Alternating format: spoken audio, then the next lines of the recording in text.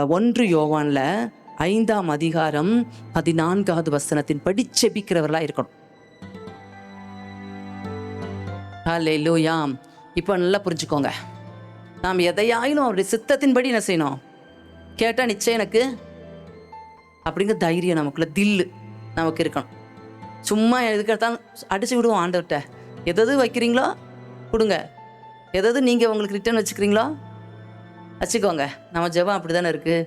நம்ம இஷ்டத்துக்கெலாம் சொல்லுவோம், அது இது கடை சொல்லுவோம். ஆண்டவரே, ஆனாலும் என்னுடைய சித்தத்தின்படியே அல்ல ஆண்டவரே, உம்முடைய சித்தத்தின்படியே நான் நடத்தும்.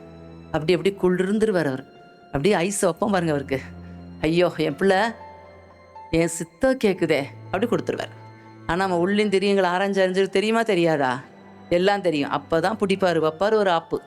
ஐயையோ நீ உன் இஷ்டம் கேட்டப்பா, உனக்கு நான் இதை கொடுத்தா நீ இப்போ என்ன செஞ்சிருவ? காளி தொலைஞ்சிருவ அப்படின்னு தெரிஞ்சு கொடுக்க மாட்டார்.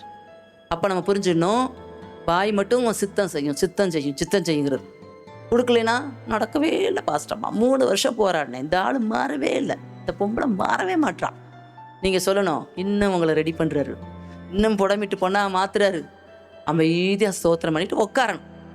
கர்த்தர் பார்த்துக்குவார்னா அமைதியாக இருக்கணும். நம்ம வேலை அவருடைய சித்தத்தின்படி நம்ம கேட்டால் அவர் நிச்சயம் செவி கொடுப்பார்.